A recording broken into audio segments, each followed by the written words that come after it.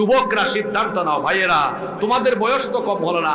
আমি যখন ইউনিভার্সিটিতে পড়তাম আহারে, তখন দেখতাম এলএলবিতে পড়ে, বিবিএতে পড়ে, সিএসসিতে পড়ে, ত্রিপলিতে পড়ে, ইটিতে পড়ে, ইংলিশে, ফার্মাসিতে, বিভিন্ন ডিপার্টমেন্টে ছেলেরা পড়ে কি সুন্দর করে ইংরেজিতে বক্তৃতা দেয়, কিন্তু শুদ্ধ করে কোরআন পড়তে পারে। আহা, আমার আফসোস লাগে। নিশ্চয়ই তার মা বাপ ছোটবেলায় তাকে কোরআন শিখায় না। এখানে যত গার্ডিয়ানরা এসেছেন, বাবাজানরা শোনেন, ছোটবেলায় আপনার সন্তানকে আগে কোরআন শেখাবেন। ও আ ক খ এবিসিডি পড়ে আলিফ বা তা তা শেখাবেন সবার আগে। দিনই শিক্ষা দিয়ে তাকে ডাক্তার বানান, এটা মানবতাবাদী ডাক্তার হবে। আর ছোটবেলায় দিন শিক্ষা না দিয়ে, কোরআন শিক্ষা না দিয়ে ডাক্তার বানাবেন, তো এটা কসাই ডাক্তার হবে। ছোটবেলা কোরআন না শিখাইয়া তাকে ইঞ্জিনিয়ার বানাবেন, এটা রডের জায়গায় বাঁশ ঢুকাইয়া দেওয়া ইঞ্জিনিয়ার হবে। ছোটবেলায় কোরআন শিখাইয়া, দিন শিখাইয়া ইঞ্জিনিয়ার বানাবেন, এটা যোগ্য, চরিত্রবান, দেশপ্রেমিক, পরহেজগার ইঞ্জিনিয়ার হবে। ছোটবেলা কোরআন না শিখাইয়া এরপরে অ্যাডভোকেট বানাবেন, ব্যারিস্টার বানাবেন, দেখা যাবে হে এমন ব্যারিস্টার হবে, নিরপরাধীকে ফাঁসির কাস্টে ঝুলাবে আর অপরাধীকে নিরপরাধী বানায় ছেড়ে দিবে।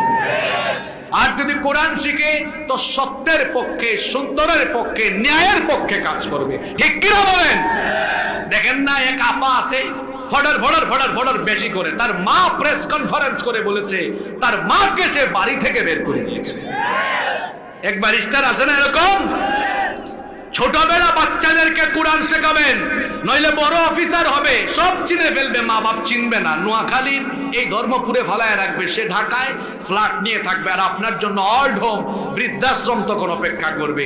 যদি সন্তানের খেদমত পেতে চান, সন্তানের কাছ থেকে যদি আপনি খেদমত পেতে চান, সন্তানকে ছোটবেলা আগে দিনে শিক্ষা দিবেন, কোরআন শিখাবেন, এরপরে তাকে আপনি সায়েন্সে পড়ান, কমার্সে পড়ান, ও লেভেলে, এ লেভেলে পড়ান, এটার বেলাইনে যাবে না, কারণ ছোটবেলা লাইনে তুলে দিচ্ছেন, বেলাইনে যাওয়ার সুযোগ নাই। আর যখন আপনি স্টার্টিংটা করবেন বেলাইন দিয়ে, হে বেলাইনেই যাবে, আর লাইনে আসার সুযোগ থাকবে। যেন সন্তানগুলোকে আমরা কোরআন শেখাবো। রাজি আছেন তো? এক নাম্বার দাবি, এই কোরআনকে শুদ্ধ করে পড়া জানতে হবে। নাম্বার 2, আমাদের প্রতি কোরআনের 2 নাম্বার দাবি হলো, যখন আপনি কোরআন শুদ্ধ করে শিখে ফেলবেন, 2 নাম্বার করণীয় হলো এই কিতাব আপনি বেশি বেশি তিলাওয়াত করবেন। আল্লাহর নবী এবং সাহাবীরা এই কোরআনকে বেশি বেশি তিলাওয়াত করতেন, এত বেশি তিলাওয়াত করতেন, কোন সাহাবী তাহাজ্জুদের নামাজে দাঁড়িয়ে কোরআনের কয়েক পারা পর্যন্ত পড়ে ফেলতেন, লম্বা সময় তারা তেলাওয়াত করতেন। কোরআন তেলাওয়াতে তারা মজা পেতেন। কোরআনের তেলাওয়াত আজকে আমাদের ঘর বাড়ি থেকে বিদায় হয়ে গিয়েছে।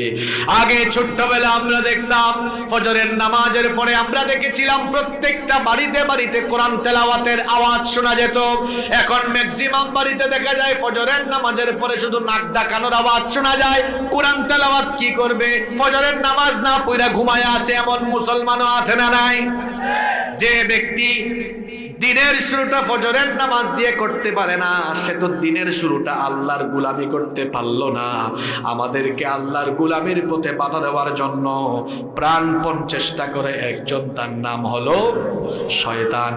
আমরা যখন ফজরের নামাজে যাই না, তখন খুশি হয় যে তার নাম হলো শয়তান। তাহলে আজকে যারা ফজরের নামাজ কাজা করলাম, সিএনজির পেছনে লেখা থাকে বিবেক মানুষের সর্বোচ্চ আদালত। এটা কোনো হাদিস নয়, তবে কথা 100% বাস্তবসম্মত।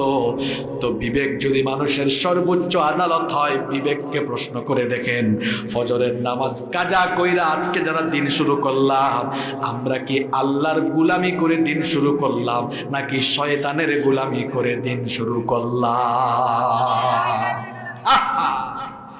নামাজ হলো ইসলামের ইবাদতের মাথা।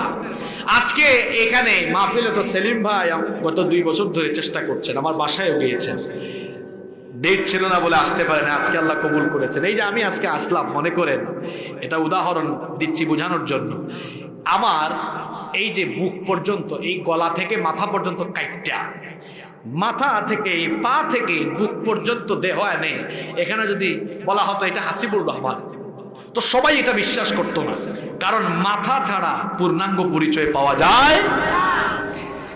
ইসলামের সমস্ত ইবাদত ফরজ হয়েছে, বিধানগুলো এসেছে দুনিয়ায়, একমাত্র নামাজ এটা উপরে, মেরাজের রাতে নবীজিকে আল্লাহ তার সান্নিধ্য নিয়ে উম্মতের জন্য গিফট করেছেন। সুবহানাল্লাহ।